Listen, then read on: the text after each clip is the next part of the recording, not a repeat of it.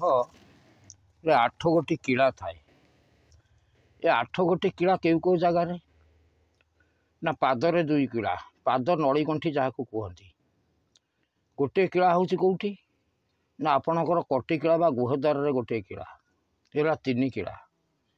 आउ कौटी कीड़ा ना गोटे हूँ नाभि कीड़ा, केते कीड़ा है 4 कीड़ा।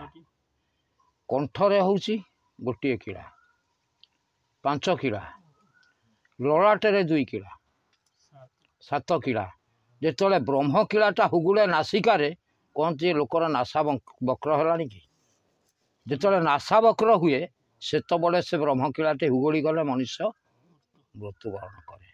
तेणु ये पाद हूँ आमर कौन ना जाजपुर। जाजपुर क्या ना पाद नड़ीगंठी जितेबले मनीषर प्रथमे पाद हेमाड़ हुए तार से ये पादरू पानी उठे बा झर पड़े, उजाणी झर जो पड़े से कहती ना उजाणी झर त्रिवेणी जो उजाणी उठो से मनीष शेष समय आसे। तेणु कहला जे जाजपुर 2 नड़ीगंठी थाई 2 गंठी 2 कीड़ा जे बसई ताऊ परे एक रही। गंठी परे जेउ कीड़ाक अछई यही कटी कीड़ा जे अटई गुह्य कीड़ा बोली ये कीड़ा अटई कटी कीड़ा बोली कही। तेणु यही कीड़ा कंठ कीड़ा को मिसाई 5 कीड़ा बोली कहे।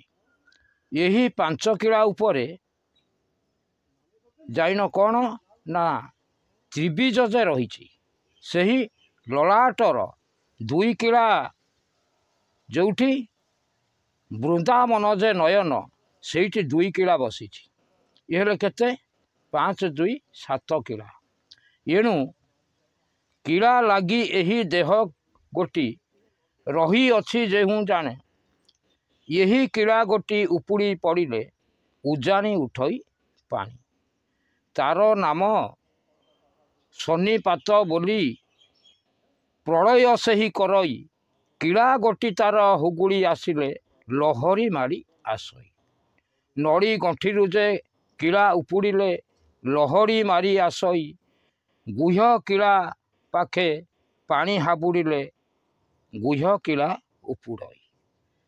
से कीड़ा उपुड़ी पड़िले जानिब नाभि कीड़ा को धरई आदि शक्ति कीड़ा उपुड़ी पड़िले हुंकार गोटी हृदय को से धरई।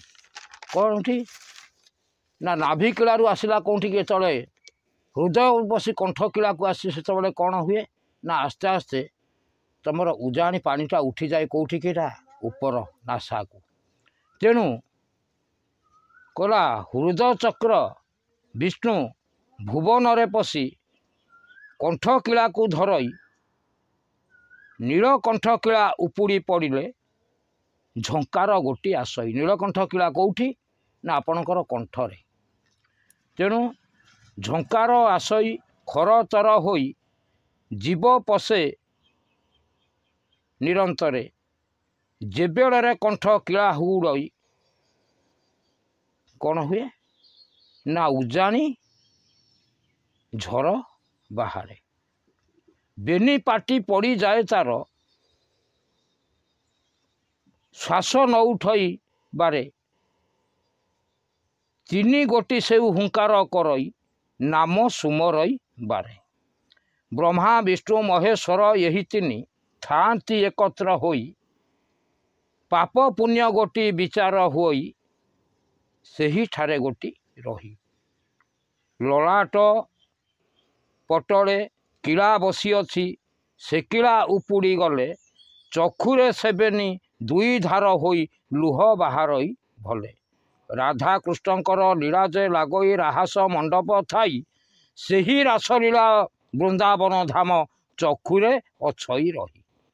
सेठा बरु कीड़ा उपुड़ी पड़िले पिंड को प्रलय होई शून्य मूल गोटी खपुरी ताहार बिंदु हर जलु थाई। ସେହି ବାଟେ ଯିବ ବାହାର ହୋଇଲ ପବନ ପଶଇ ପବନ ପ୍ରଖର ହୋଇ ବ୍ରହ୍ମ ମୂଳେ ସେହି ଉପୁଡ଼ି ନ ଯାଇ ବ୍ରହ୍ମ ପ୍ରଳୟ କରାଇ। ତେଣୁ ବ୍ରହ୍ମାଣ୍ଡର ପ୍ରଳୟ ଏବଂ ଏ ପିଣ୍ଡର ପ୍ରଳୟ ଗୋଟିଏ କହିଲେ ଚଳେ। କାହିଁକି ନା ପିଣ୍ଡ ବ୍ରହ୍ମାଣ୍ଡ ଇଏ ଦୁଇ ହେଉଛି ଏକମତ। ଯେଭଳି ପାଣି ମାଡ଼ି ଆସିଲେ ଆମର ପ୍ରଳୟ ଘଟୁଛି, ସମୁଦ୍ର ମାଡ଼ୁଛି, ସେଇଭଳି ଇଏ ଶରୀର ମଧ୍ୟ ଗୋଟିଏ ପ୍ରଳୟ ଅଛି। ପ୍ରତ୍ୟେକ ଭୁବନ ପ୍ରଥମେ ପାତାଳରୁ ପାଣି ଉଠିଲା, ଗଣେଶଙ୍କର ଗୁହ୍ୟ ଦ୍ୱାର ବୁଡ଼ିଲା, ତାପରେ ନାଭି ସାବିତ୍ରୀ ବ୍ରହ୍ମାଙ୍କ ଆସନ ସିଏ ବୁଡ଼ି ଆସିବା ପରେ ହୃଦାସନରେ ବିଷ୍ଣୁ ଯେଉଁ ରହିଛନ୍ତି ଲକ୍ଷ୍ମୀ ନାରାୟଣ, ତାଙ୍କର ଯେତେବେଳେ ସେ ଆସନ ବୁଡ଼େ ସେ ମହାଦେବଙ୍କ ଆସନକୁ ଆସନ୍ତି ସମସ୍ତେ। ତାଙ୍କ ପାଖରେ ପହଞ୍ଚନ୍ତି ଯେତେବେଳେ ସିଏ ଆଉ ରଖିପାରନ୍ତି ନାହିଁ। ତାଙ୍କର ସେତେବେଳେ କ'ଣ ହୁଏ ନା କଣ୍ଠ ପ୍ରଭୁଙ୍କର ନୀଳକଣ୍ଠେଶ୍ୱର ତାଙ୍କ ଆସନ ମଧ୍ୟ କଣ୍ଠ ବୁଡ଼ିଯାଏ। ତାପରେ ଆସନ୍ତି କେଉଁଠିକୁ ନା ଆଦି ଅନାଦିଙ୍କ ପାଖକୁ।